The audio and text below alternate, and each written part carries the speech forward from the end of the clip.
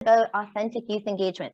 So I'm actually going to unshare my screen so that folks can have a moment to think about this and maybe throw their own thoughts into the chat bar, or maybe a few brave people would like to even share, like, top of your mind, what do you think authentic youth engagement means? How does it look, feel? The floor is yours, folks. I'll jump in and say what authentic youth engagement is not in my mind, because sometimes it's easier to say what it isn't than what it is. But definitely not tokenism or checking boxes or taking advantage of young people as free labor or advisors without really valuing who they are, what they bring to the table. And so it's genuinely involving young people and letting them lead and letting them be themselves in that space, and making space for them to feel welcome and to encourage them to have a sense of belonging and a sense of contribution. Just to amplify what you're saying as well, it's just finding that way to connect, right? People are people regardless of age. So let's talk about it, and like, let's talk together instead of at one another, or kind of with these very real power structures that are involved when you are an adult in a position of power working with young people, being aware of how that may create certain dynamics, and how do you break those barriers down in a way that is real and truthful and not tokenizing. Thanks, Michelle. We've got some great commentary also in the chat here. Speaking to them as though you really care about them. Absolutely. Affirming identities and self-agency. Absolutely. Yeah, I think that's really good too. So I want to explore that just a little bit more. So Tammy, when we're talking about affirming identities, what does that mean to you a little bit more? I'd love to just kind of hear your thoughts. So it's really around everyone comes to, a space with their own identity. And sometimes, people make judgments based on what they physically see. So having these spaces that affirm all identities. So really, focusing on that space when you talk about safe space, although I think people and students self-determine what's a safe space, feel like they belong, they're seen, they're heard, they see themselves in the space. So all of that. So all identities, because we know that identities are complex and have many intersectionalities. Thank you, Tammy, for expanding on that.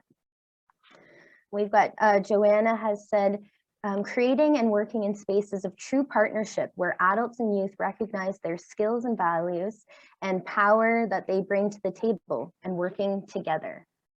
Exactly, breaking those barriers down and seeing the strengths and the values in each person that's coming to collaborate regardless of age. Awesome. So just some catch-alls that I've put down as authentic youth engagement is showing up as yourself and for the youth. So I put it a little bit more in the document that you can read, but showing up as yourself, right? Really amplify. We ask youth to amplify their strengths and like lean into your strengths and your interests. And I'd encourage people of every age to do that. So when you're showing up in a space where you want to connect with people, come as yourself, right? If you're the person that loves the facts of the day, like lean into that, and that's how you start your meetings. Maybe other people really, really love to talk about shows or their pets. Lean into those strengths, those hobbies.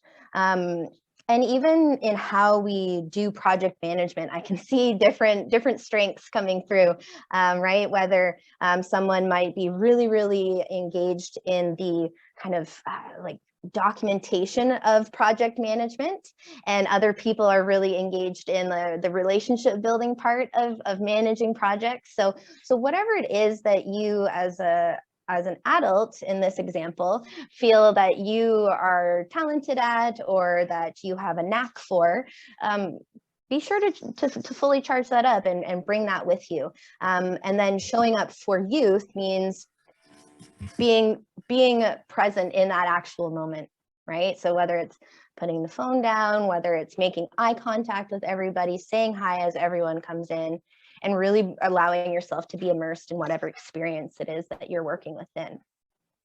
That leads me into holding space for youth to be their true selves. So yeah, there's going to be times where we go totally off track, and we need to explore that. We need to let people have their moments to shine without everything being super rigid. Tammy was kind of talking about it already too, about affirming identities. So whether that's just not trying to be as non-judgmental as you can, but unpacking the judgments that you might have. Like it's an ongoing process to really be a healthy person who's engaging with anyone, is constantly trying to take in ways to better connect and remove those biases that we might have. And at the foundation of it all, I find that authentic youth engagement is it's an ongoing commitment. It's that practice of presence. Nobody's perfect. You'll never be fully perfect at it, but if you continue consistently to try and show up as yourself and let others do the same, you'll see that some of that magic starts brewing. Just know that behind every great project is the summary of all of its participants. So this is not a authentic youth engagement model that is unique to the Halton Youth Initiative. In fact, we are the summary of every person that decided to take the time to be with us. So whether it was my cousins in the corner here on the left side, who walked around with me to local restaurants and convenience stores to get recruitment posters up. We've got a picture of Josh and I. Josh was supposed to attend as a speaker today. He was a critical part of our deep learning that we did throughout the project. And he started volunteering with me when he was in grade 10 back in Kitchener. So seeing that transition from you being a youth to like entering adulthood, and now he's continuing to pass that torch and mentor other young folks is a great feeling. And it's, I think, an outcome. We've got we had a creation of a leaders circle. So, recognizing folks who have really stepped forward to want to make an impact and nurturing that, right? So having the opportunity for leaders from different breakout rooms who were otherwise often very siloed, just because it was different days of the week that they volunteered on, they had an opportunity to come together, share, swap stories, figure out what everyone's kind of griping about, what's going good, and then having that ability to be coached by Siobhan and myself to kind of finesse any of those like kind of weak spots or things that we thought could use improvement. We've got amazing collaboration. So this picture down here was with the North Oakville Youth Development Committee or Council, and that was with so many different community partners helped out with that. It was called the Piece Together Your Neighborhood event. That was actually the first event I went to as well. Ashley's in the picture too, one of our longest term volunteers of the project. So excited to hear from her later today.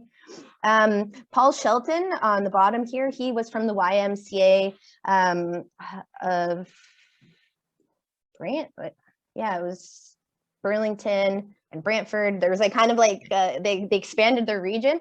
Anyways, he was with the YMCA, not of Oakville, the other one. And he is a great example of someone who shows up as his true self, like could always be counted on to come in the way that he loves to dress, right?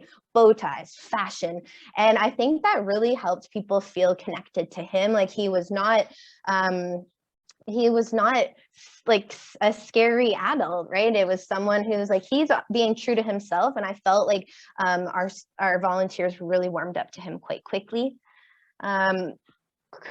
creating group norms. So we had an opportunity with the 7 Somebodies to be interviewed by the newspaper, the Tanner, and one of our volunteers wasn't going to make it. Her name was Faith. So we printed out a picture of her, brought it with us to the interview so that she could still be part of the team. And we made a whole to-do about it. We didn't just print it out. We like put it on a piece of cardboard and glued it on. And I think that helped create that team norm of like, we're doing this all together and no one's going to get forgotten in the process.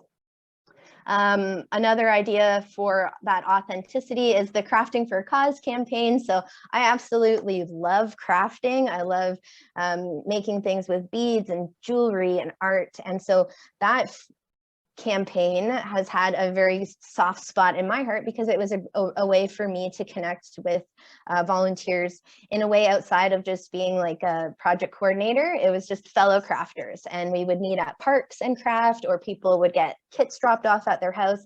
And of course, the most exciting part, engaging with the community to try and sell our crafts, where I think we did 6 editions of it over the project lifespan.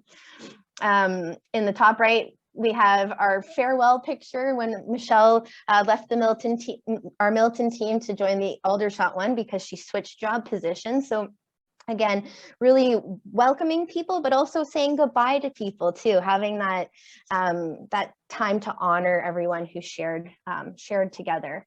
And then we have Jen and Kona in the bottom right with Amber, who created opportunities for youth to come together and share their leadership advice and create those opportunities to speak in amongst the many things that the town of Halton Hills did to support youth throughout the last few years.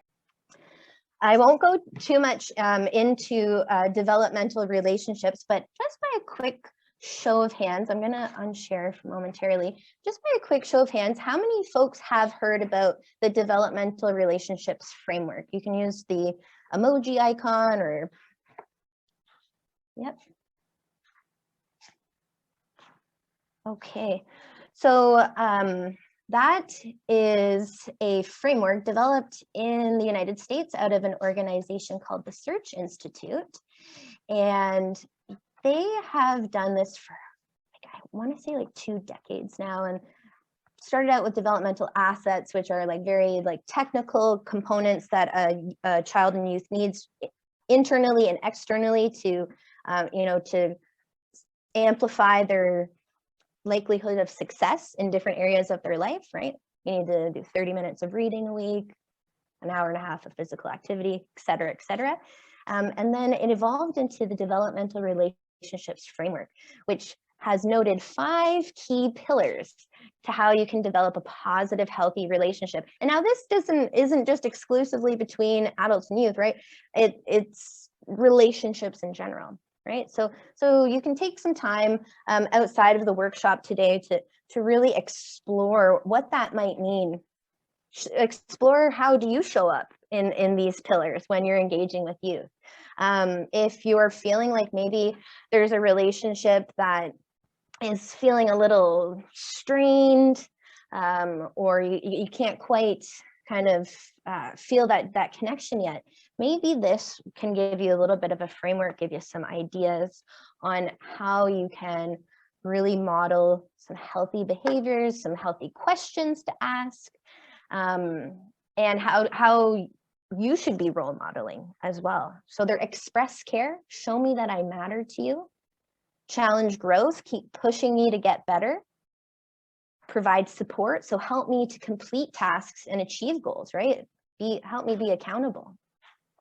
Share power, right? So include people who you're making these decisions for, include them in the process, right? Share that power, and when things can't happen a certain way, explain why, right? Help people understand the whys of decision making, not just the actual yes or no.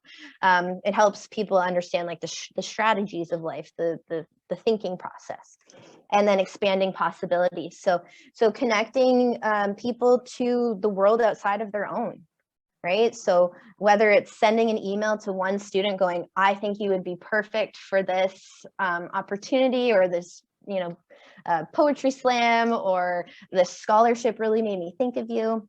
It could mean bringing in special guests, expert support through the brainstorming process of project work, really help expand and connect. I think that's one of the key things that as people who engage with youth, that's a really big one that we can make lots of actions for. Within the document too, you'll see some really concise and a kind of like a plethora really of examples of how these 5 pillars showed up in our work. And there's no shortage of it really. Again, it's just to reiterate, it's a consistent ongoing commitment. So authentic youth engagement is like being crafty, using these models,